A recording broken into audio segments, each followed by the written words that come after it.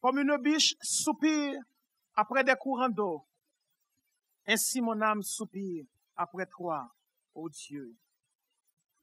Mon âme a soif de Dieu, du Dieu vivant. Quand irai-je et paraîtrai-je devant la face de mon Dieu? Mes larmes sont ma nourriture jour et nuit, pendant qu'on me dit sans cesse, où est ton Dieu?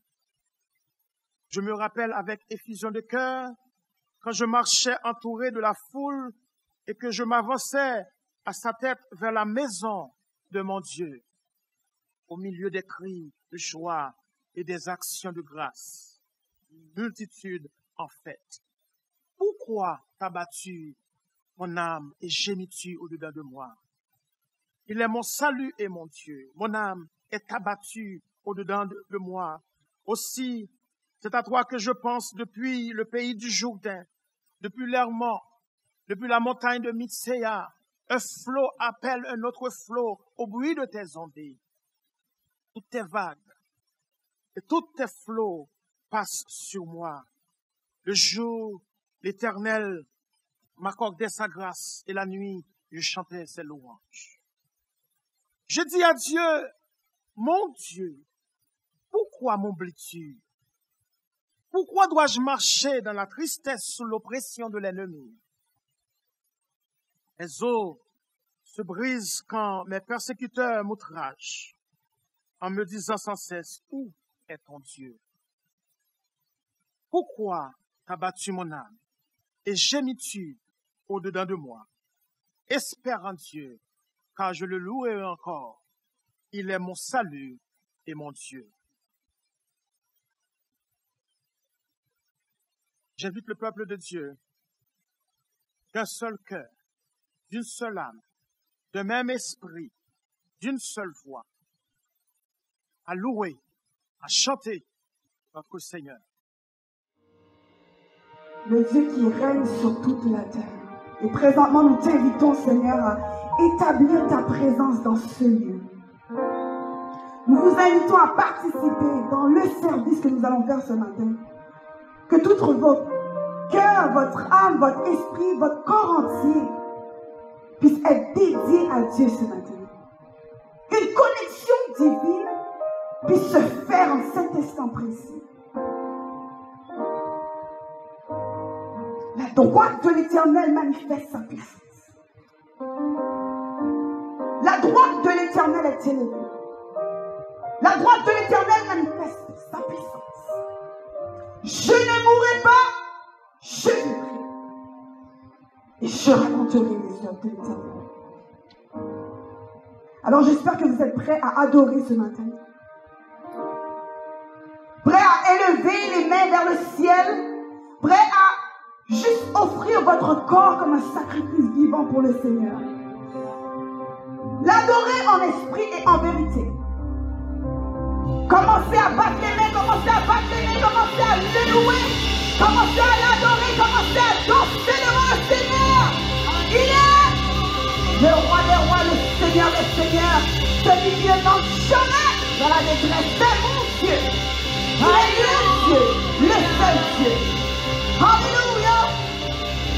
Je ne sais pas où vous êtes présentement, peut-être que vous êtes dans votre cuisine, peut-être que vous êtes dans votre salon, devant la télé, devant YouTube. Mais sachez qu'il est là. Dieu est là.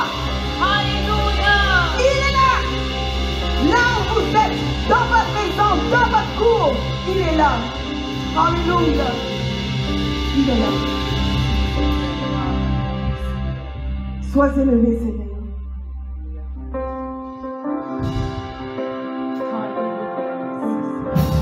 Alors on va battre les mains. On va danser devant le Seigneur. Car il est roi. Alléluia. 82 Français, les chants d'espérance. Vous connaissez la chanson certainement. Alors j'aimerais bien que vous chantiez avec moi ce matin. Je ne sais pourquoi dans sa grâce Jésus m'a tant aimé. Pourquoi par son sang il efface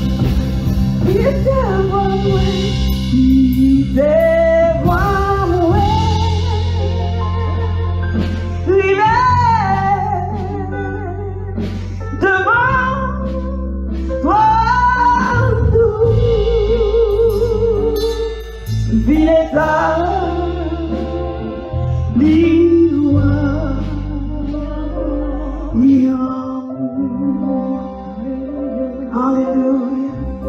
Alléluia. Alléluia. Je t'élève, Seigneur. Tu es roi, Jésus. Établis ton royaume en nous, Seigneur. Connecte avec notre esprit ce matin, Père. Parle avec nous ce matin, Seigneur éternel Dieu. Envoie un mot pour ta soeur, pour ton frère qui sont dans leur cuisine, qui sont dans leur salon. Ils sont en train de nettoyer peut-être leur maison, Père, mais qui veulent une parole spéciale pour toi, Seigneur éternel Dieu. Alléluia.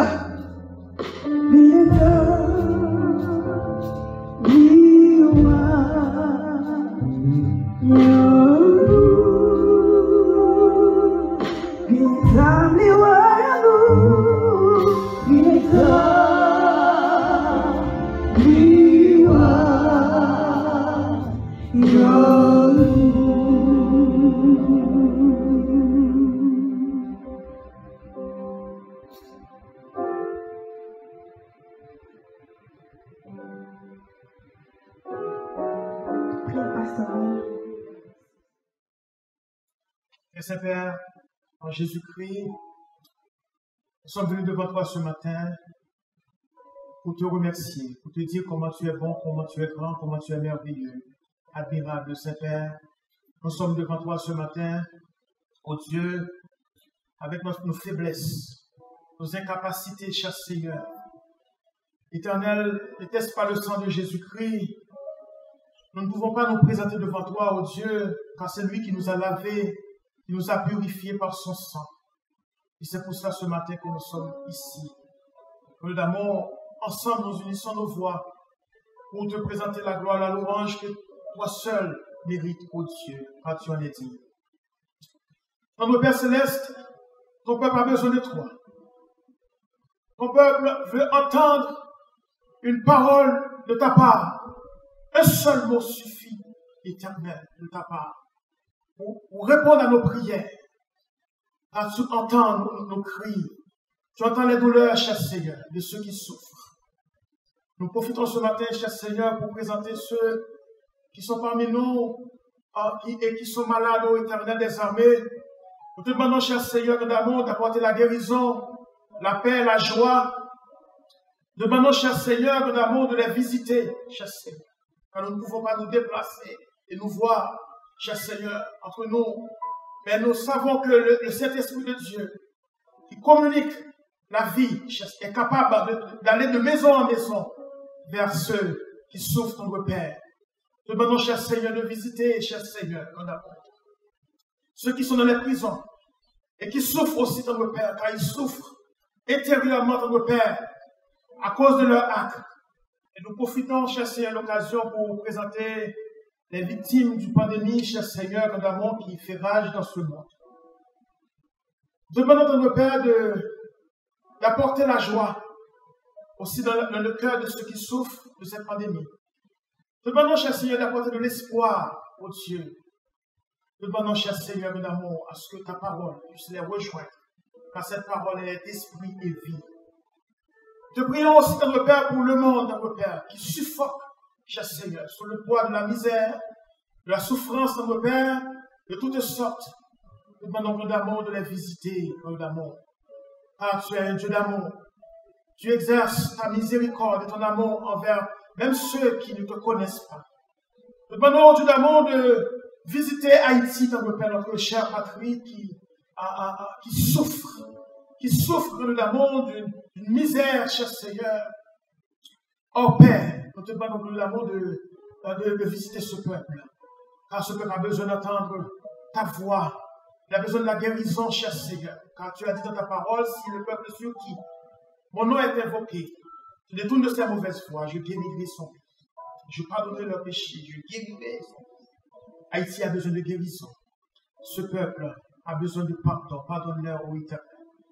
Grand Dieu, nous présentons, cher Seigneur d'amour, ce service devant toi, ô Dieu d'amour, le message qui sera prêché. On fait en sorte que nos cœurs puissent être touchés par ta parole et nous serons transformés. Dis seulement un mot. Et cher Seigneur, nous serons guéris. Nous te demandons, cher Seigneur, de nous visiter, de visiter ton peuple.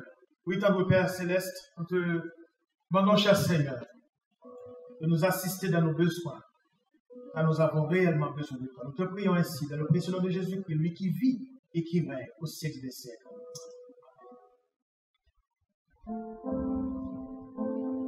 Alléluia. Merci de ta présence, Seigneur. Merci de ta présence, Jéhovah Jireh. Continue, Seigneur éternel Dieu, à travailler dans nos cœurs. Continue à travailler dans nos pensées. Continue à nous connecter complètement à toi, Seigneur éternel Dieu. Que notre corps, notre esprit, Seigneur éternel Dieu, soit connecté directement à toi. Allez chercher au plus profond de vous-même cette situation qui vous dérange, cette situation qui vous met à terre. Et commencez à glorifier le nom de l'Éternel à travers cette situation. Commencez à glorifier le nom du Seigneur à travers de ce problème. Commencez à élever le nom du Seigneur. Gardez les rois. Alléluia. Amen. Avec mon cœur bien disposé, bouge-moi chanter. Alléluia. Amen. Avec mon cœur bien disposé, bouge-moi chanter. Alléluia.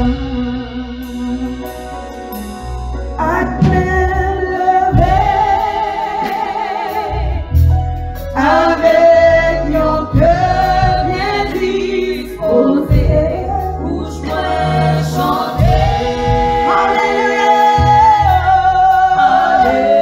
Alléluia.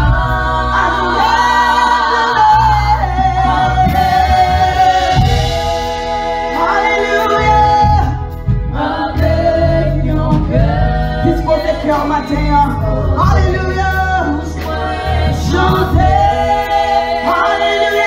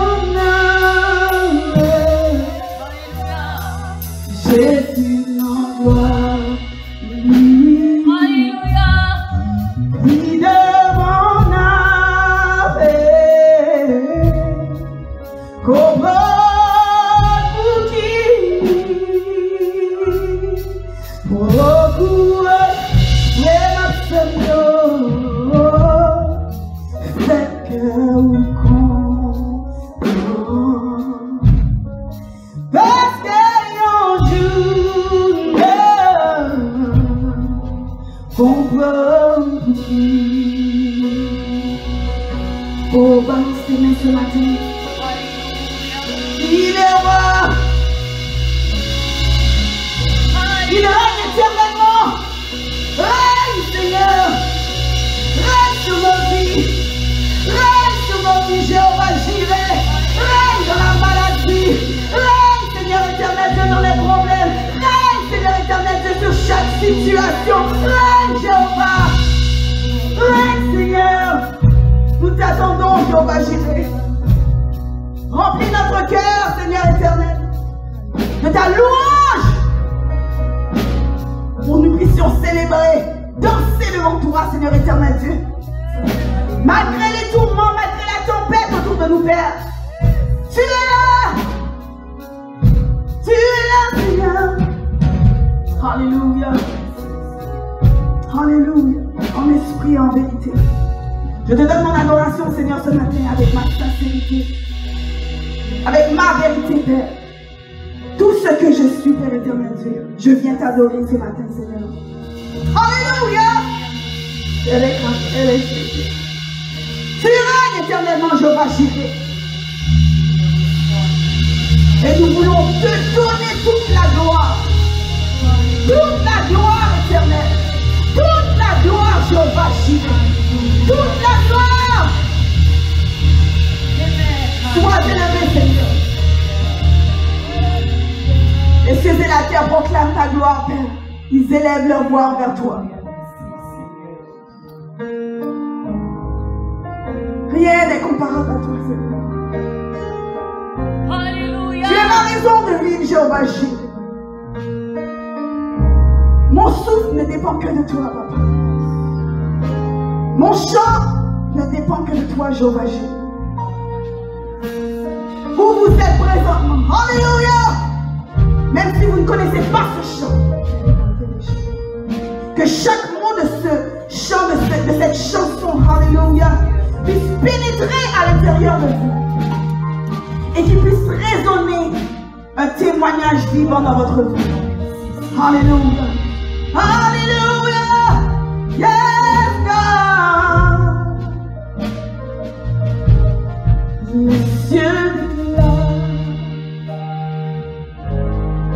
de Dieu la gloire, et tous ici-bas viendront louer, chanter ses merveilles, et sur les mers, ils lèvent leur voix, et tout ici-bas proclamera le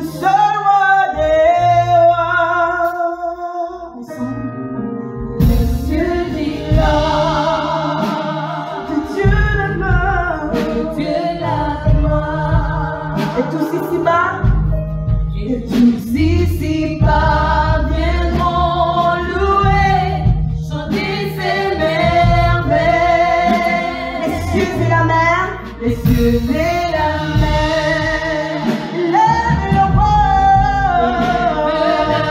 voix, tout ici-bas,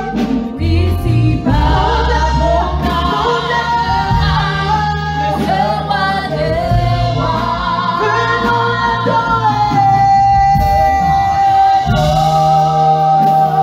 l'adorer, venons l'adorer.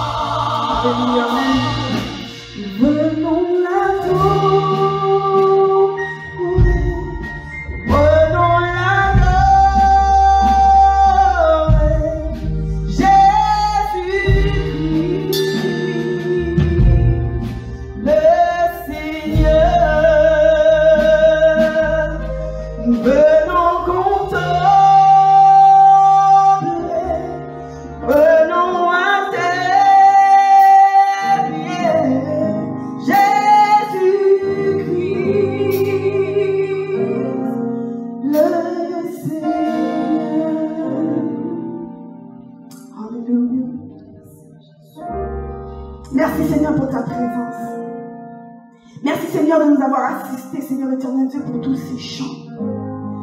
Que ces chants d'action de grâce te soient élevés, Jéhovah Jireh. Qu'ils montent, alléluia, dans les cieux et sur la terre, Seigneur.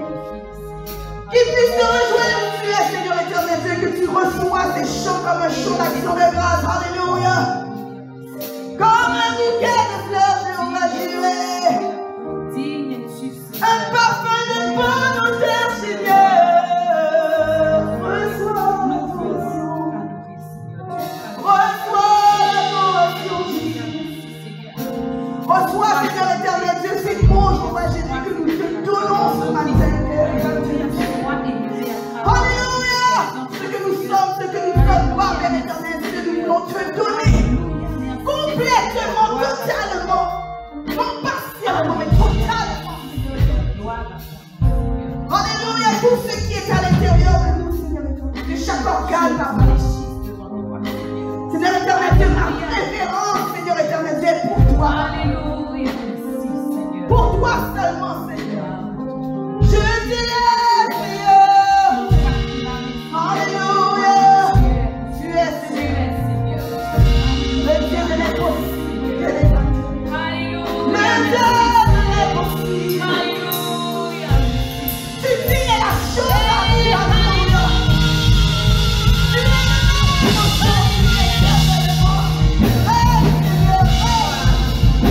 où les gens sont à la maison présentement. J'ai pris qu'on va les déconnexions.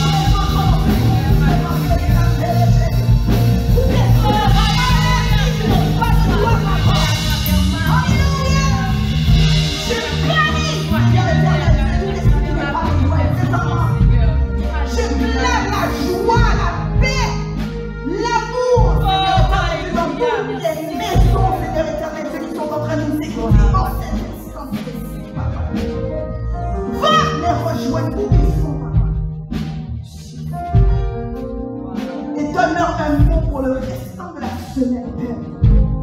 Qu'ils puissent retourner à l'église avec une force, un feu. Alléluia. Qui vient de toi, papa. Nous comptons sur toi, nous dépendons de toi. C'est au nom de Jésus que nous prions. Alléluia.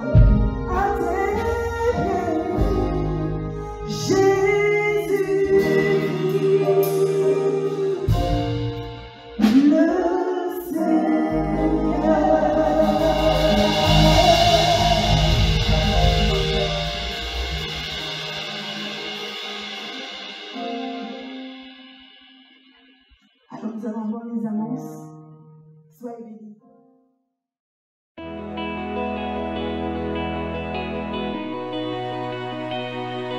Bonjour à tous et voici les annonces de la semaine. Tout d'abord, restez connectés avec nous 24/7. Que ce soit à travers l'une des applications mises à votre disposition ou directement par téléphone. Composez le 1-888-299-1889. Composez également le code d'accès 615-043-453 pour avoir accès à toutes les activités. Sur l'application GoToMeeting, le même code 615-043-453 vous donnera également accès. Lundi, nous vous attendons dès 19h pour une soirée d'intercession avec la cellule de prière, accessible par téléphone ou sur l'application GoToMeeting. Dès mardi, c'est à 19h que débute le service avec les dames. Connectez-vous donc par téléphone ou sur l'application GoToMeeting. Ce mercredi, étude biblique avec le pasteur. Dès 19h30, connectez-vous sur l'application, par téléphone, à travers la page Facebook ou encore YouTube. Jeudi, débat. Ce sont des discussions hebdomadaires qui débutent dès 19h30 le jeudi avec notre pasteur et un ou plusieurs invités. Ce sera accessible sur la plateforme Facebook de l'Église, sur la page YouTube, sur la page GoToMeeting ou par téléphone. Vendredi, dès 19h30, nous vous attendons pour la réunion de jeunesse. Connectez-vous sur la page Facebook de Jeunesse Prophétie de Montréal Nord-Ouest. À 20h, soirée de veille de nuit. connectez-vous par téléphone ou sur l'application GoToMeeting. Du lundi au vendredi, la ligne de prière est en fonction de 10h à 11h. La prière du midi débute à 11h45. Connectez-vous donc par téléphone ou directement sur l'application GoToMeeting. Le samedi, nous vous attendons pour une matinée de jeûne avec l'Église. De 9h à midi, venez jeûner ensemble. Connectez-vous donc par téléphone ou sur la plateforme GoToMeeting. Le dimanche, notre programme débute dès 10h pour l'école du dimanche. Il sera suivi à 11h du service du dimanche. Un peu plus tard dans la soirée, à 18h, les hommes se rencontrent. Contactez le frère Vénel Louis afin d'être mis au courant de toutes les activités. À venir, ministère des femmes célibataires. Ce ministère s'adressera aux femmes de 35 à 50 ans. Nous vous invitons à contacter la sœur Myriam Perceval au numéro affiché à l'écran pour plus d'informations. Le ministre José Petit donnera une formation qui débute le mois prochain. Cette formation théologique de suivi est principalement destinée aux nouveaux membres qui ont été baptisés en 2018 et 2019. Textez au 514-963-9315 pour plus d'informations et afin de manifester votre intérêt. Dîmes et offrandes. Vous avez deux manières de contribuer, soit par virement Interact ou en envoyant directement un paiement. Par virement, on vous demande de le faire au nom du secrétariat de l'Église et en utilisant le mot de passe « Merci ». Sinon, contactez directement soit le frère Ronax Démosthène, Franck Jean-Baptiste ou Idriss Jean-Louis au numéro affiché à l'écran. Veuillez préciser s'il s'agit d'une dîme ou d'une offrande. Finalement, nous vous encourageons à rester connectés à toutes les activités de l'Église. Bonne semaine!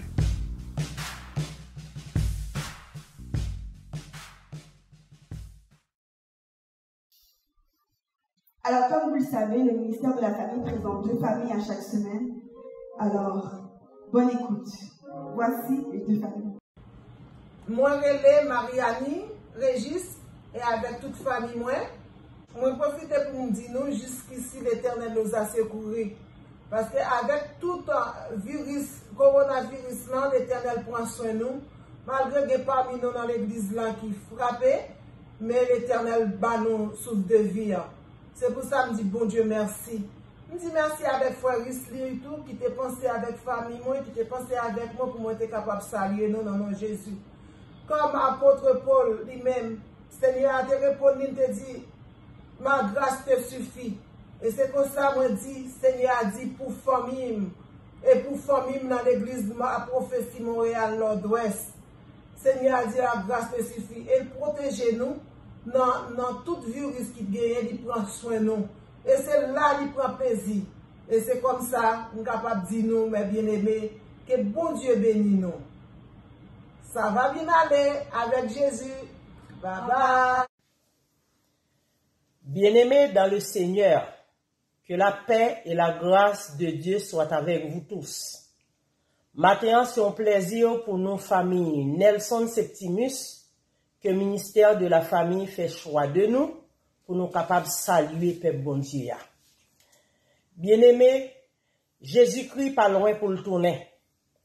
En nous kembe ferme, en nous garder la foi, en nous continuer à faire route pour Sion, en nous unis nous ensemble, parce que Jésus-Christ a venu chercher l'église unie. Et me remercier l'église entière pour backup que nous te joignons nous dans le moment épreuve que nous avons traversé, qui t'a aidé nous, et Jésus-Christ est en des cru nous, et puis, liban nous la délivrance. Que bon Dieu bénisse nous, que bon Dieu fortifie nous, que bon Dieu garde nous, en nous kembe ferme, pas découragé, parce que Jésus pas loin pour le tourner. Moi-même, moi, j'ai un grand verset pour nous. C'est Philippiens 3, verset 16. Seulement, au point où nous sommes parvenus, marchons tous les mêmes pas. C'est verset ça me dit pour nous. Alors, que la paix de Dieu soit avec vous. Bon dimanche et bye bye. Bye bye. Chers bien-aimés dans le Seigneur, que la paix et la grâce de Dieu vous soient données. Nous savons que vous nous écoutez depuis chez vous et nous débarquons justement sur les plateformes sociales pour vous dire que le Seigneur est à la porte, pour vous dire que c'est bon de passer du temps ensemble dans la prière, dans l'adoration, parce que Dieu chérit ce que nous faisons. Je sais que c'est très difficile par les temps qui courent de se connecter, d'être connecté avec Dieu et surtout à travers les plateformes sociales, mais j'aimerais vous dire que c'est une manière pour l'Église de s'adapter, c'est une manière pour l'Église de vivre cette période de confinement et nous avons de bonnes nouvelles et en attendant que nous vous communiquions comme Église des informations officielles sur le fait que nous allons pouvoir à la réouverture de l'église, la réouverture partielle, nous aimerions que vous sachiez que nous travaillons sur l'architecture de plusieurs cultes le dimanche et nous vous demandons de prier le Seigneur pour nous, pour que nous puissions accueillir le plus grand nombre en tenant compte des principes, des lois que le gouvernement amène avec la question de se réunir en public. Donc bientôt nous serons sous un autre mode et nous vous demandons de prier le Seigneur, de demander à Dieu la direction pour que cette période que nous allons voir ensemble de communion fraternelle en présentiel soit une période vraiment réussie parce que Dieu lui-même y prendra plaisir et vous aussi. Donc ça fait longtemps que nous n'avons pas vu certains frères, certaines sœurs, donc ce sera pour nous le privilège de les rencontrer. Donc nous remercions ceux qui ont participé dans la mise en onde de ce service, les techniciens, les dirigeants, les intervenants de tout ordre, de toute catégorie. Nous prions le Seigneur pour eux, pour que le travail soit toujours le reflet de son excellence, parce que Dieu est un Dieu d'excellence. Cela dit, sans aucune autre forme de procès, nous allons vous demander d'ouvrir avec nous vos Bibles dans le livre de Luc, le chapitre 37. Je lirai pour vous du verset 36 au verset 50. Je sais que vous êtes en période de confinement. Je ne sais pas si c'est votre tablette que vous avez, si c'est un téléphone, mais ça aurait été bon que vous ayez quelque chose qui vous permette de lire avec nous pour que vous ne soyez pas déconnectés. Donc, je lis pour vous Luc 7, du verset 36 au verset 50. Un pharisien pria Jésus de manger avec lui. Jésus entra dans la maison du pharisien et se mit à table. Et voici, une femme pécheresse qui se trouvait dans la ville, ayant su qu'il était à table dans la maison du pharisien, apporta un vase d'albâtre plein de parfums. Et se tint derrière, aux pieds de Jésus. Elle pleurait. Et bientôt, elle lui mouilla les pieds de ses larmes, puis les essuya avec ses cheveux, les baisa et les oignit de parfum. Le pharisien qui l'avait invité, voyant cela, dit en lui-même, « Si cet homme était prophète, il connaîtrait qui et de quelle espèce est la femme qui le touche. Il connaîtrait que c'est une pécheresse. » Jésus prit la parole et lui dit, « Simon, j'ai quelque chose à te dire. » « Maître, parle, répond-il. Un créancier avait 2 débiteurs. L'un devait 500 deniers et l'autre 50. Comme il n'avait pas de quoi payer, il leur remit à tous 2 leurs dettes. Lequel l'aimerait le plus? Simon répondit, « Celui, je pense, auquel il a le plus remis. » Jésus lui dit, « Tu as bien jugé. » Puis se tournant vers la femme, il dit à Simon, « Vois-tu cette femme? Je suis entré dans ta maison et tu ne m'as point donné d'eau pour laver mes pieds. Mais elle les a mouillés de ses larmes et les a essuyés avec ses cheveux. Tu ne m'as point donné de baiser, mais elle, depuis que je suis entré, elle n'a point cessé de me baiser les pieds. Tu n'as point versé d'huile sur ma tête, mais elle a versé du parfum sur mes pieds. C'est pourquoi, je te le dis, ses nombreux péchés ont été pardonnés, car elle a beaucoup aimé. Mais celui à qui on pardonne peu aime peu. Et il dit à la femme, tes péchés te sont pardonnés. Ceux qui étaient à table avec lui se mirent à dire en eux-mêmes, qui est celui-ci qui pardonne même les péchés? Mais Jésus dit à la femme, ta foi t'a sauvé, va en paix. Je vous invite à vous courber pendant quelques instants. Nous allons prier le Seigneur. Dieu d'amour, Dieu de compassion et de miséricorde, nous voici, Père Saint, en train d'invoquer ton nom sur le message de ta parole que nous allons prononcer sous peu. Nous te demandons de prendre le contrôle de notre langage, ô Père, pour que nous puissions parler, Père Saint, de manière à refléter tes exigences pour ton peuple. Il y a toujours quelque chose que tu veux nous dire. Et ce quelque chose souvent nous dépasse. Et c'est pour cela que nous te demandons le langage de la croix, le vocabulaire du Très-Haut, pour que nous puissions parler au cœur de ce peuple. Nous nous sommes engagés dans la démarche du pardon, Père Saint, et tu as insisté auprès de nous pour que nous entamions ce processus et que nous puissions voir, oh Dieu, ton action depuis les cieux à l'égard de ton peuple, parce que nous voulons parler comme toi tu nous donnes de le faire.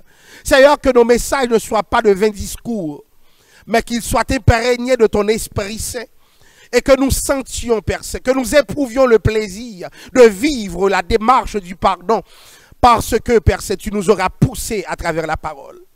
Cher Seigneur, nous te présentons ton peuple. Tu connais notre état, tu connais notre situation. Et ce que nous te demandons, c'est que nous puissions vivre pleinement ta grâce. C'est que nous puissions vivre pleinement ta bénédiction. Parce que, ô Père, tu es présent dans ce qui se fait. Il y a beaucoup qui nous écoutent sur le live, ô Dieu, qui sans doute ont un problème avec quelqu'un. Puisse le message que nous prêchons bousculer les pratiques. Que le message que nous prêchons, Père Saint, puisse atteindre les cœurs, ô Dieu. Nous voulons voir les changements. Donc, à l'instar de Christ qui, avant de faire ses miracles, anticipait par la prière, nous prions, Père Saint. Et que notre message soit le prolongement de nos prières. Parce que nous tenons au cœur la réconciliation de ce peuple. Nous mettons à cœur, Père Saint, l'amour que tu veux installer parmi ton peuple, oh Dieu. Cher Seigneur, sois présent dans ce que nous allons dire. Débarrasse-nous de la chair et du sang. Et que notre bouche, alléluia, soit ta bouche. Et que tu puisses parler au cœur et aux âmes qui nous écoutent. C'est au nom de Jésus que nous te prions. À lui la gloire, l'honneur et la louange au siècle des siècles. Amen. Gloire à Dieu. Chers bien-aimés, que la paix et la grâce de Dieu vous soient données. Nous allons continuer évidemment avec le même sujet que nous avons initié depuis quelques semaines sur la poussée de l'Esprit Saint. Il s'agit du pardon dans la pensée de Dieu. Et nous allons aujourd'hui avancer vers une autre considération par rapport au pardon. Et nous aimerions que vous soyez attentifs, que vous nous donniez un peu de votre attention. Alors, les semaines antérieures, nous avons vu que le Seigneur nous engageait souvent dans une démarche de réparation. Celui qui reçoit le pardon, à l'instar de Zachée sur lequel nous avons prêché la semaine dernière, doit pouvoir démontrer qu'il a compris qu'il a fait quelque chose. C'est-à-dire, si celui qui pardonne t'enlève une dette, mais celui qui reçoit le pardon doit être conscient qu'il avait une dette et que cette dette a été enlevée et que néanmoins, il doit agir pour faire la démonstration de sa gratitude. Et si jamais il peut payer la dette, vous voyez, on ne remettait pas une dette qui pouvait être payée. Mais on remettait une dette qui ne... si quelqu'un te remettait une dette, c'est parce que la personne était dans l'hypothèse, vivait dans cette hypothèse selon laquelle tu ne pouvais pas payer. Eh bien, comme vous ne pouviez pas payer votre dette, Jésus l'a payé à votre place. C'était ça le pardon. Donc, nous avons vu que certaines choses nécessitaient une réparation. Par exemple, si tu frappais quelqu'un, tu ne peux pas venir lui dire « Mon cher, pardonne-moi, on oublie ça ». Ça ne se passe pas comme ça. Il faut une démarche de dialogue, une démarche qui montre qu'il y a un regret qui s'est installé. Je ne peux pas enlever le coup de poing. Je ne peux pas enlever le tripotail que j'ai fait sur toi. Mais je peux te dire au moins, je suis consterné et je ne vais plus refaire ça. Et si je peux t'inviter à prendre un verre avec moi, une tasse de café avec moi, je le ferai parce que je dois faire la démonstration selon laquelle la relation antérieure, je veux la rétablir. Et c'est important que nous agissions de la sorte parce que souvent, l'autre est pris en défaut parce que son pardon ne paraît pas sincère. Et lorsque le pardon n'est pas sincère, qu'est-ce qui peut se passer? On peut recommencer avec le mal. Et c'est ainsi que plusieurs personnes ont pardonné, mais se sont retrouvées victimes encore de l'autre. Parce que pour restaurer la relation, ça prend une certaine réparation. Et justement, s'il ne peut pas y avoir cette réparation, il est difficile de parler, comment dirais-je, de mise en place d'une nouvelle relation. Chers amis, où est-ce que je veux en venir? C'est que même dans le cas du Seigneur, qui a payé toutes nos dettes, le Seigneur veut que nous agissions comme si nous tentions de le réparer. Pas que nous saurions réparer Dieu, mais lorsque nous montrons que nous sommes reconnaissants par rapport à l'œuvre de Jésus-Christ, c'est comme si nous entrons dans une démarche de réparation. C'est-à-dire, la reconnaissance est importante pour les serviteurs et les servantes de Dieu. Ceux qui ne sont pas reconnaissants, ceux qui se comportent comme des ingrats, sont des gens qui font beaucoup de mal à l'œuvre du Seigneur. Le chrétien ne peut pas être un ingrat. Le chrétien doit comprendre lorsque l'autre est affecté et que l'autre est un engin émotionnel, psychologique, ça ne va pas se passer comme une lettre à la poste. Donc, je te facilite le pardon, mais en même temps, toi le pardonner, tu as quelque chose à faire. Et c'est pour cela que pendant ces semaines, j'aimerais que certaines personnes s'appellent entre elles et que la démarche de dialogue soit entamée. Que cette démarche soit entamée parce qu'il y a eu évitement. Que cette démarche soit entamée parce qu'il y a eu mépris. Que cette démarche soit entamée parce qu'il y a eu calomnie, diffamation. Que ce soit ouvertement ou en cachette. Nous devons prendre le temps de réparer et les premiers rapprochements doivent se faire par le dialogue. Parce que souvent nous péchons, souvent nous faisons du tort. Mais le moment du dialogue est venu parce que comme serviteurs de Dieu, nous ne pourrons pas vivre avec le péché. Alléluia. Comme serviteurs de Dieu, nous ne pourrons pas vivre avec quelqu'un qu'on évite. À un moment donné, il va falloir monter sur la scène du pardon et entamer les exigences du pardon. Donc, celui qui pardonne doit avoir l'ouverture d'esprit pour accueillir l'autre.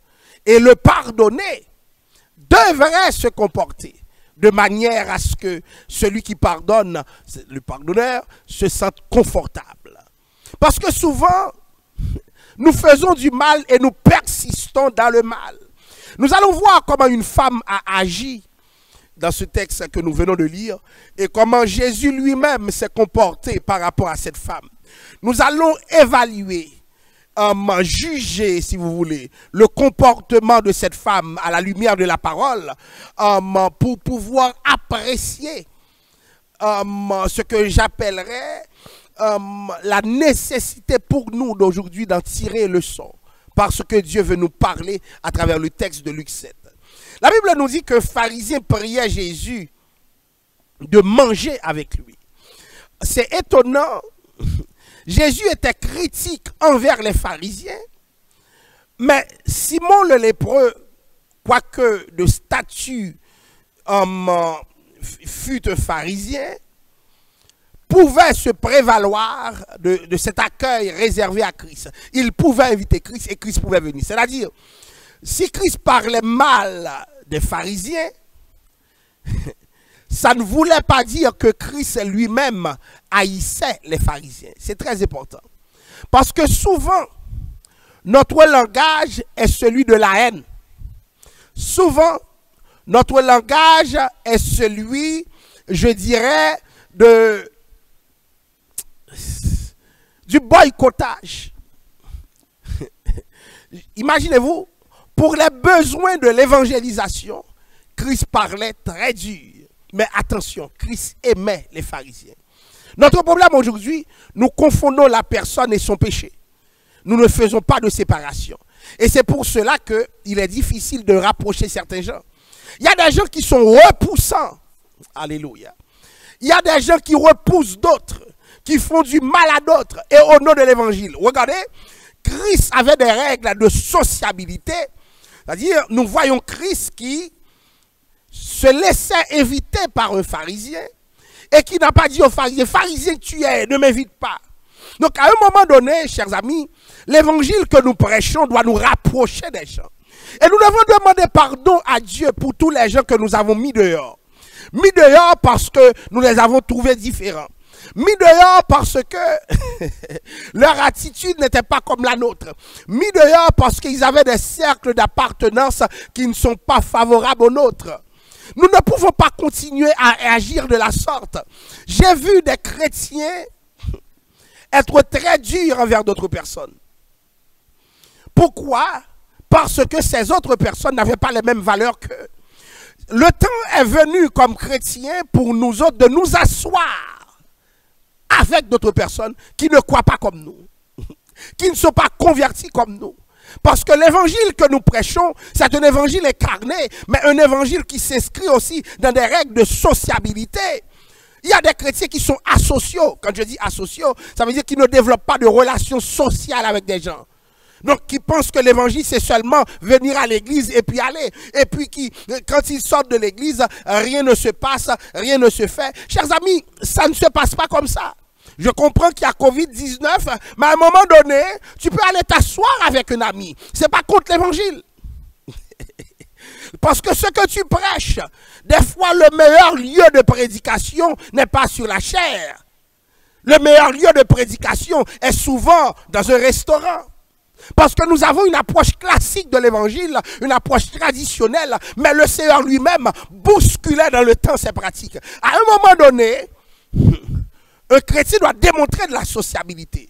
Et si tu n'es pas ainsi, ce n'est pas la faute de la parole. Parce que souvent, beaucoup de gens parlent des chrétiens comme des arriérés, comme des gens qui ne sont pas capables de s'asseoir. Des fois, dans notre communauté fraternelle, qu'est-ce qui arrive? Le manque d'ouverture est associé à notre compréhension de l'évangile. Donc, depuis que tu vois que la personne manque d'ouverture, tu te dis peut-être c'est un chrétien. Mais ça ne doit pas marcher comme ça. Donc, voyez bien ce qui opposait pharisiens et Christ. Mais Christ est capable de se laisser inviter chez un pharisien. Donc, chers amis, beaucoup d'entre nous, nous avons des problèmes, des conflits avec d'autres parce que l'autre a dit ça, l'autre a fait ça, l'autre est dans telle affaire. Mais le Seigneur ne fonctionne pas comme ça. Parce que Dieu n'est pas venu former un clan. Oui, Dieu a des problèmes avec les pharisiens, mais Dieu peut s'asseoir avec un pharisien. Donc on dit que Simon était un ancien lépreux guéri par Christ. Mais ce que je veux que vous sachiez, c'est que derrière le comportement de Christ, il y a une pédagogie. Donc j'ai vu déjà l'église incapable de donner la main à d'autres personnes parce que cette personne est un tel groupe d'appartenance, tel clan. Mais écoutez, vous êtes chrétien? Vous êtes chrétien, vous allez dans quel ciel? Ça arrive de ne même pas pouvoir se donner la main. Or Jésus s'assoyait avec quelqu'un qui faisait partie d'un groupe, d'une secte même, qui avait des comportements allant à l'encontre des valeurs de Christ. Mais Jésus était capable de s'asseoir avec eux. Mon frère, le Seigneur n'est pas d'accord avec toi. Tu as pris l'autre comme un ennemi parce que l'autre ne pense pas comme toi. Parce que l'autre n'agit pas comme toi, parce que l'autre n'enseigne pas comme toi, parce que l'autre ne voit pas les choses comme toi. Et tu as tous les prétextes, tu les alignes. Mais ça, c'est pas l'évangile. Jésus s'assoyait avec des gens qui appartenaient même pas à son cercle d'amitié, mais je dirais même à un cercle d'inimitié. Il faut être capable de s'asseoir avec l'autre. S'asseoir avec l'autre, ce n'est pas une faiblesse, mais c'est une preuve d'humanité. Quand l'évangile t'a déjà brisé, quand tu sais que l'autre est à conquérir pour Christ, tu dois pouvoir t'asseoir. Et la nécessité s'impose aujourd'hui à nous autres de nous asseoir dans le nom de Jésus.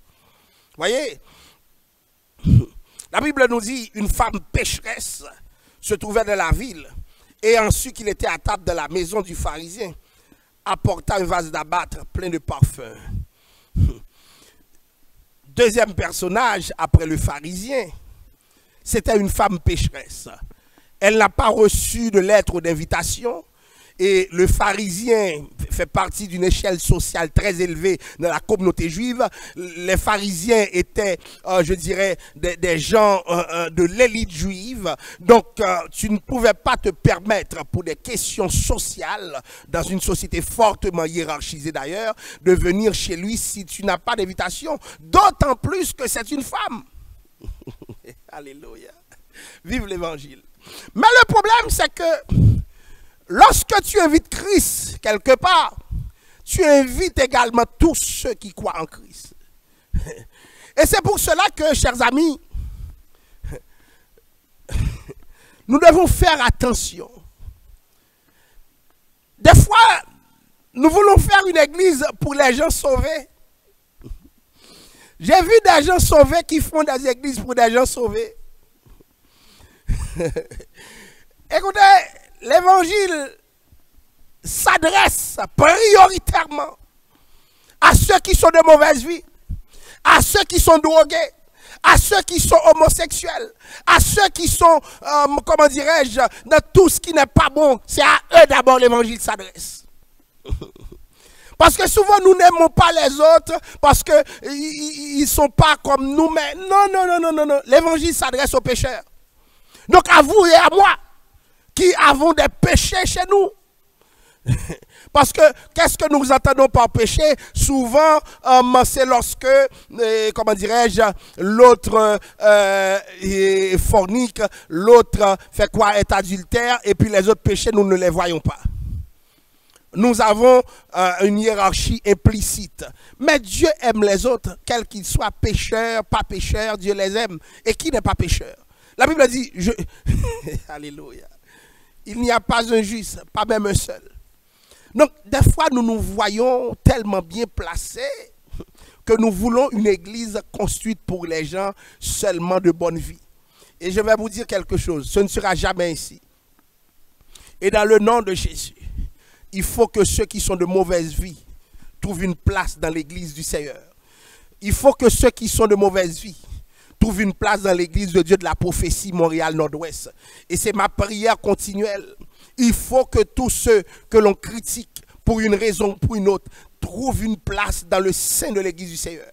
Parce que Christ a une église pour les pécheurs. Et si tu n'es pas un pécheur comme tous les autres sont pécheurs, ta place n'est pas à l'église, peut-être ta place est déjà au ciel. Tu es un saint qui a déjà fini avec la vie, donc gloire à Dieu. Mais si tu crois que l'église est d'abord pour les pécheurs, il y a un autre comportement à avoir. Donc j'ai vu des gens qui devraient demander pardon à Dieu parce qu'ils ont négligé, ils ont méprisé d'autres sous la base de leur statut dans le péché, sur la base de leurs iniquités. Mes chers amis, c'est avec leurs problèmes, avec leurs iniquités, avec leurs péchés qu'ils doivent venir à l'église. J'ai vu des gens regarder d'autres et voir qu'ils devraient les mettre dehors. Mais de quel droit? Chers amis, nous nous sommes donné des droits, des permissions dans l'église, comme si l'église était notre affaire. L'église, c'est l'affaire de Dieu. C'est lui qui a dit, je bâtirai mon église. Donc nous discriminons sous des bases qui n'ont rien à voir avec l'évangile.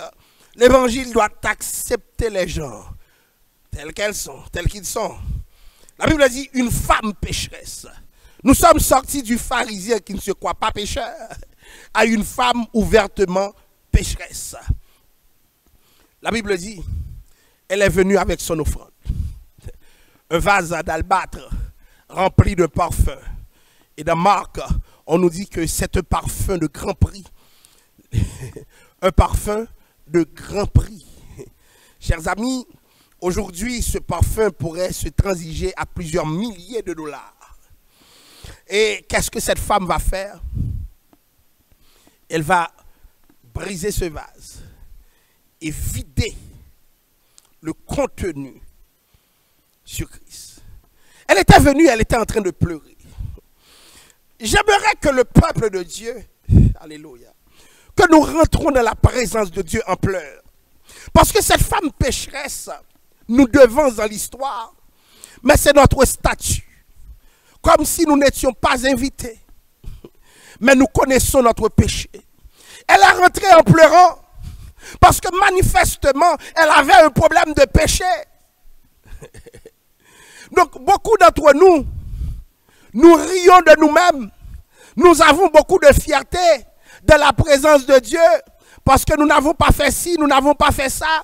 Nous sommes de bonnes personnes. Et si nous apprenions à pleurer? Pleurer parce que nous avons mal agi. Pleurons, chers amis, parce que il y a ce frère que j'évite depuis des années. Si je rentre quelque part où Christ est là, ça doit me dire quelque chose, oui. Si je rentre quelque part et Christ est vraiment là, est-ce que Dieu a laissé nos églises? Comment avons-nous pu rentrer dans nos églises et puis sans problème, sans dérangement, comme si de rien n'était? Nous assistons au culte, nous allons chez nous. Nous allons recommencer, chers amis, à venir à l'église. Mais dans quel état d'esprit? Est-ce que nous continuerons à nous inviter? Certaines personnes devraient pleurer. Parce que si tu ne pleures pas, tu es comme le pharisien qui accueille, mais qui ne comprend pas son statut. Oui, pleurer parce que nous avons beaucoup de péchés. Pleurer parce que nous avons traîné des frères et des sœurs trop longtemps dans nos cœurs. Pleurer parce que le problème ne serait pas grand si nous l'avions réglé. Quand il s'était présenté, maintenant, nous avons laissé les années passer. Et le petit problème est devenu un gros problème. Et finalement, on se demande pourquoi ce problème. Eh bien, le pourquoi, c'est quoi? Les années ont trop passé. C'est le moment de la réconciliation. Alléluia. J'invite le peuple de Dieu à pleurer avec moi. Pleurer pour toucher le cœur de Christ. Pleurer parce que, justement, nous ne sommes pas fiers de ce que nous avons fait. Si vous avez une quelconque fierté, vous ne pouvez pas comprendre que cette femme pleurait.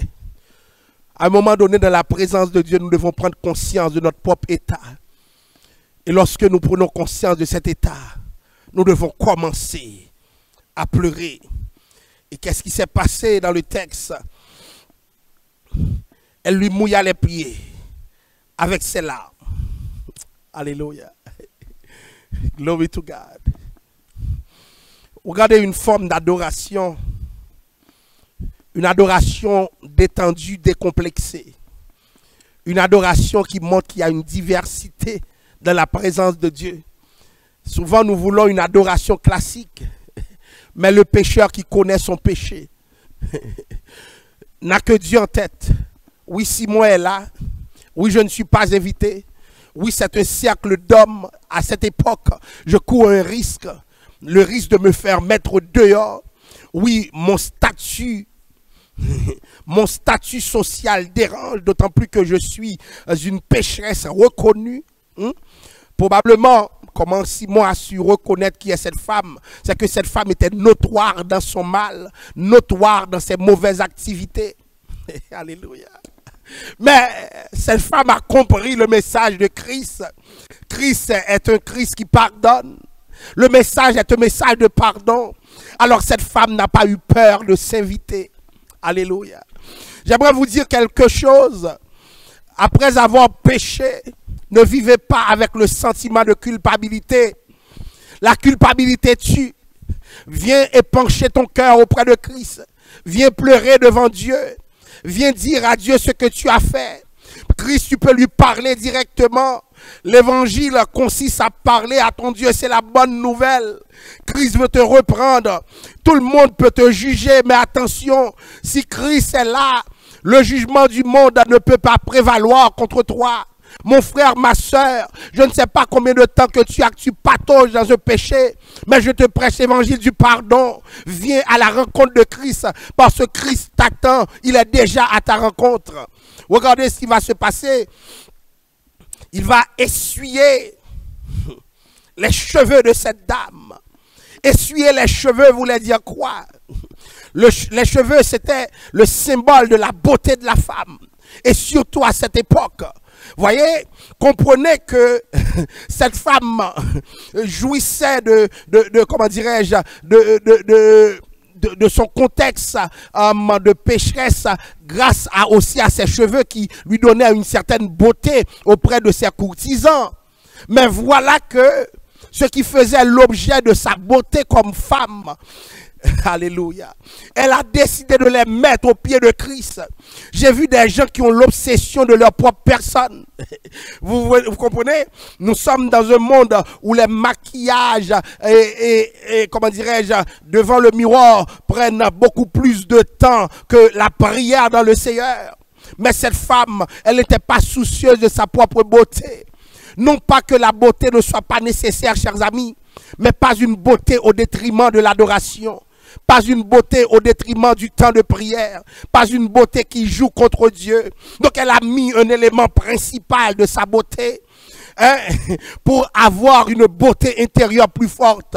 Une beauté intérieure plus importante. Donc elle a déposé ses pieds. Alléluia. Elle a déposé aux pieds de Christ ses cheveux. Et puis elle a essuyé ses pieds. Alléluia. Elle a baisé les pieds de Christ. Une façon de s'humilier. Pour dire, Seigneur, je ne suis rien. Mais comprenez bien que à l'époque, alléluia, à l'époque même de ce texte, les gens, c'était pas comme aujourd'hui où les pieds étaient dans des souliers complètement fermés. C'était très étanche. Donc, qu'est-ce qui se passait? Il pourrait y avoir de la poussière. Et c'est pour cela que la pratique consistant à laver les pieds était importante à l'époque parce que les pieds étaient naturellement sales après un parcours d'une maison à une autre. Ce n'était pas des rues asphaltées. Donc vous allez comprendre cette femme qui a décidé de baiser les pieds de Christ. Alléluia. Elle va oindre ses pieds de parfum. Donc les parfums chers qu'elle avait achetés, elle va vider ses parfums sous les pieds de Christ. Et d'autres textes vont nous dire que Judas va se fâcher. Il va s'en prendre à cette femme pour dire ça pourrait aider les pauvres. Mais cette femme voulait faire quelque chose d'exceptionnel. Autrement dit, c'est une femme qui a péché. Mais pour son retour à Dieu, elle veut tout offrir. Alléluia. Cette femme, peut-être n'était pas imbue de la théologie de la réparation. Mais lorsque Dieu te rend heureux, cher ami, tu dois rendre Dieu heureux. Lorsque tu sais que tu es pardonné, tu dois t'arranger aussi pour poser des gestes concrets, pour expliquer au Seigneur, oui, j'ai reçu le pardon et je le fais savoir. C'est comme si cette femme accomplissait une œuvre réparatrice parce qu'elle sentait que le pardon était là. Imaginez-vous une femme qui sort de n'importe où et puis qui atterrit là où Jésus était. Alléluia. Parce qu'elle l'a juste appris. Et puis qui commence à oindre les pieds de Christ. Et cette onction, cette manière de faire avait un aspect prophétique parce qu'elle anticipait la mort de Christ par un geste. C'est-à-dire, alléluia, elle réparait dans le présent, mais elle réparait aussi dans le futur. Parce qu'elle voulait dire que le corps de Christ devait être embaumé. Alors je commence avec l'embaume. L'embaume empêchait l'accélération de la putréfaction. Alors elle était dans ce geste. Chers amis, comprenez le mouvement de cette femme vers le pardon. Et aujourd'hui, on a une église qui parle de pardon, mais il n'y a pas de pardon de la mesquinerie. Le pardon doit être ouverture. Le pardon doit être des gestes concrets. Alléluia. Cette femme va provoquer quelque chose chez Christ. Alléluia. J'aimerais que ce peuple provoque quelque chose chez Dieu. Arrêtons les mesquineries. Posons quelque chose de concret. Faisons un geste grand. Faisons un geste qui fera poser des questions à d'autres qui diront mais qu'est-ce qui se passe? Je n'ai pas compris. Alléluia. Cette femme est venue comme faire un gaspillage, mais ce n'était pas un gaspillage. Devant tout ce que Dieu a fait, elle pose un geste concret. Alléluia. Ce parfum oignait les pieds de Christ. Donc, chers amis, nous ne pouvons pas servir Dieu dans la mesquinerie. Donc beaucoup de gens sont mesquins et pensent qu'avec leur mesquinerie, ils peuvent aller quelque part. Ça ne marche pas. Le chrétien ne peut pas évoluer dans la mesquinerie. Lorsque Dieu a fait de grandes choses pour toi, Toi aussi, prépare-toi à faire de grandes choses pour Dieu. Alléluia. Démontre ta compréhension. Démontre ta compréhension des choses. Et la Bible dit, Jésus prit la parole et lui dit, non, alors juste avant, le pharisien est revenu dans l'histoire. Il dit à lui-même, si cet homme était prophète, il connaîtrait qui et de quelle espèce est la femme qui la touche. Voilà. Simon est le symbole de l'église aujourd'hui. Toujours prêt à juger. Toujours prêt. Mais il ne voit pas, ces gens qui jugent ne voient pas les changements que Dieu a apportés chez un tel. Ces gens qui jugent ne voient pas le changement qui est amené dans la vie de tel. Ça fait des années que tel a changé, mais tu ne peux pas le voir. Parce qu'il y a quelque chose qui t'a échappé. Oui, il faudrait que cette personne meure parce qu'elle a trop fait. Mais et après, en quoi cela t'arrangerait-il? Hein? Donc, l'église est souvent une secte de pharisiens, d'hypocrites. Oui, tu vois l'autre. Mais l'autre est dans la présence de Dieu, tu es encore en train de juger. Mais tu ne sais même pas dans son cheminement qu'est-ce que Dieu a fait pour elle. Hein? Dieu a peut-être pardonné à cette personne. Dieu a peut-être changé cette personne. Mais toi, tu es là à juger sur la base du passé. Donc beaucoup de gens brandissent le passé de l'autre pour pouvoir finir avec l'autre. Ce n'est pas de Dieu cette attitude. Cesse de considérer le passé de l'autre. Cesse de prendre le passé de l'autre pour finir avec l'autre. Nous ne pouvons pas continuer comme ça. Tu es chrétien mon frère, tu es chrétien ma soeur. Il faut une autre attitude. Donne à l'autre sa chance. Tu as passé tout ton temps à juger, mais juge-toi toi-même pour avoir le pardon de Dieu. Sois comme le publicain. Fais ton autocritique. Ne sois pas comme le pharisien qui est tellement bien placé, qui se voit différent des autres. Si cet homme était prophète, certains viennent à douter de Dieu. Pourquoi ils doutent de Dieu? Parce que Dieu n'a pas jugé un tel. Mais tu ne connais pas ce Dieu.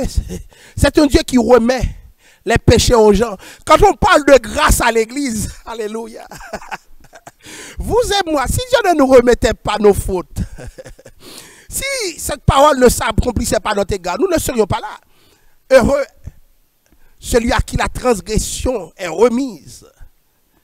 Hein? Vous et moi, nous ne serions pas là. Et ce que le texte dit qui m'intéresse, Jésus va présenter deux hypothèses. Un créancier qui avait deux débiteurs, l'un devait 500 deniers et l'autre 50. Comme il n'avait pas de quoi payer, il leur remit à tous deux leurs dettes. Lequel aimera le plus? L'un 500, l'autre 50. 10 fois plus. 10 fois moins. 500, 10 fois plus que l'autre. Donc l'autre a 10 fois moins. Mais qu'est-ce qui va se passer? Et c'est là que le texte devient intéressant pour moi. Simon va répondre à Christ. Eh bien, c'est celui qui a 500, à qui on a remis 500 qui va beaucoup plus aimer l'autre, parce que 500 deniers là, c'est toute une vie là. C'est toute une vie. C'est toute une transformation, parce que ces gens n'avaient pas de quoi payer. Et il a dit, celui à qui tu as plus remis, le plus remis. Et Simon de dire, Jésus de répondre à Simon, tu as bien jugé. Et puis Jésus va se tourner à vers la femme. Il dit à Simon, vois-tu cette femme? Je suis rentré chez toi, dans ta maison, et tu ne m'as point donné d'eau pour laver mes pieds. L'église s'érige en juge, mais Jésus est là. Les pieds de Christ attendent d'être lavés. Laver les pieds aujourd'hui, ce n'est pas comme à l'époque de la Bible. Parce qu'aujourd'hui, les pieds ne sont pas sales et manifestement n'ont pas besoin d'être lavés. Mais laver les pieds, c'est poser un acte d'humiliation. Hein? Laver les pieds, c'est montrer qu'on se descend un peu. Jésus veut qu'on descende. On est trop haut, on est trop élevé. Jésus veut qu'on descende un peu. Donc, Tu ne m'as pas lavé les pieds, Simon. Mais elle les a mouillés de ses larmes et les a essuyés avec ses cheveux. Il n'y avait pas de serviette parce que cette femme n'en avait pas. Dans son geste d'improvisation, elle n'en avait pas. Bon, écoutez, nous avons des églises où les gens sont tellement fiers d'eux-mêmes. Est-ce que nous sommes capables de poser des gestes similaires? Est-ce que nous pouvons actualiser ce que cette femme a fait? Tu ne m'as point donné de baiser, mais elle, depuis que je suis rentré, elle n'a pas cessé de me baiser les pieds. C'était accueillir comme un ami. C'était de baiser cette personne. Les coutumes de l'époque. Le texte dit, tu n'as point versé d'huile sur ma tête. Verser de l'huile sur une tête à l'époque, c'était une marque de distinction. C'était une façon de montrer qu'on avait un invité de marque.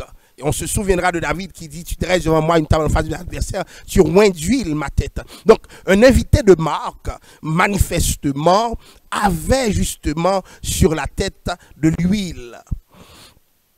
Et je continue. Elle a versé du parfum sur mes pieds. C'est pourquoi je te dis, tes nombreux péchés ont été pardonnés. Alléluia. Alléluia. Alléluia. Parce que cette femme a fait tout ça, eh bien, ses nombreux péchés sont pardonnés. Ça veut dire quoi? Quand nous sortons de nos mesquineries, quand nous sortons de nos problèmes avec d'autres, quand nous ouvrons le cœur grand, qu'est-ce que Dieu fait? Dieu pardonne un grand. Dieu pardonne un grand. Pendant que certaines personnes vous jugeraient, j'ai à vous dire, faites le pas. Faites le pas vers Christ, ouvrez le Seigneur pour recevoir le pardon des péchés. Vous voyez, cette femme a agi en grand. Et puis Simon se met à critiquer. L'église se comporte en Simon, critique sur critique, critique sur critique. Un tel n'est pas bon, un tel est ci, un tel est ça. Mais à un moment donné, Dieu nous attend dans un carrefour. Alléluia. Parce que Simon n'aura jamais raison quand Jésus se mettra à parler. Car Jésus sonde les cœurs. L'église doit demander pardon à Dieu pour tous les gens qu'elle a jugés. L'église doit demander pardon à Dieu pour tous les gens qu'elle a envoyés en enfer, pendant que Dieu lui-même les accueillait. Tous ces gens qui se sont efforcés de venir vers Dieu, nous les avons humiliés. Et quand ils partent désintéressés, ça ne nous dérange pas, puisque nous sommes là. Voyez, Jésus va prendre la défense de cette femme. Cette femme n'avait rien à dire. Ce n'est pas une femme qui parle. De toute façon, son statut ne lui permettait pas. Alléluia. Mais Jésus était son avocat. Vous autres qui croyez dans le pardon, accomplissez les gestes concrets et que le Seigneur soit votre avocat. Vous autres qui croyez dans le pardon, vous n'avez pas besoin de parler beaucoup, mais posez les actions concrètes. Venez sur l'autel du Seigneur. Venez là où Christ est et recevez le pardon. Et Jésus le dit à celui à qui on pardonne peu, aime peu. Cette femme était pécheresse. Son statut, c'est comme si dans la tête de Simon, elle avait beaucoup de péchés à pardonner. Eh bien, elle a aussi fait beaucoup de gestes. Ce que je veux que vous sachiez, c'est comme si cette femme voulait dire, ce que je fais ne peut pas être une réparation, mais l'expression de ma gratitude envers toi, Seigneur, est grande. Je viens donner beaucoup. Et le Seigneur de dire, j'accepte ton offrande. J'accepte ce que tu m'apportes. J'accepte ce que tu me donnes. Et Simon est fâché. Les disciples ne comprennent pas. Parce qu'on n'a jamais vu quelqu'un adorer comme ça. On n'a jamais vu quelqu'un de la démesure autant. On n'a jamais vu quelqu'un investir autant. Mais alléluia. Écoute, femme, je vois tout ce que tu as accompli. C'était de l'improvisation. Tu ne connais pas les règles liturgiques. Tu n'as peut-être pas une théologie organisée, mais le cœur est organisé. Tu n'es peut-être pas un intello à l'instar du pharisien, mais le cœur connaît Dieu. Alléluia. Et comme tu viens devant moi avec ton cœur, eh bien moi, qu'est-ce que je fais? Moi, qu'est-ce que je fais pour toi? Alléluia. Je le déclare, tes péchés sont pardonnés. Et à ceux qui me suivent sur la ligne, je ne connais pas le péché de ta vie, je ne connais pas le péché de ton cœur, mais viens devant Christ, mais avec une action réparatrice, avec une adoration vraie, avec un brisement, avec une humiliation, et tu verras. Mais je me demande, tu n'es même pas capable de demander pardon à ton frère, à ta soeur. Comment tu vas te descendre? Souvent, chers amis, se baisser devant Christ, des fois c'est se baisser devant un frère. Parce que Christ ne sera pas là. Il y a quelqu'un à qui tu as fait du tort. Va te baisser un peu, va t'humilier un peu. Et Christ te revaudra plus que ça. Et la Bible dit, tes péchés sont pardonnés. Dans la tête de Simon, cette femme avait beaucoup de péchés. Donc, ce n'était pas normal que Jésus parlait ainsi. Et ce que j'aimerais que vous sachiez, et qui est très important pour nous, c'est que le Seigneur est un Seigneur qui pardonne. Peu importe le péché, ce n'est pas le blasphème contre le Saint-Esprit. Le Seigneur est capable de te pardonner. Mais pendant que le pardon s'amène, celui qui reçoit le pardon doit le démontrer de la gratitude. C'est comme ça que Dieu le veut. Nous voulons une église qui réfléchit sur son propre péché. L'église de Dieu de la prophétie Montréal Nord-Ouest, le temps est venu de laisser de côté ta fierté, de prendre conscience de ta petitesse, et de venir devant Dieu comme cette femme pécheresse. Descends-toi. Alléluia. Descends-toi. Ne sois pas comme le pharisien drapé dans son honneur, assis sur sa chaise en train de juger. Descends-toi. Descends-toi, Église de Dieu de la prophétie Montréal Nord-Ouest, parce que Dieu veut pardonner ton péché.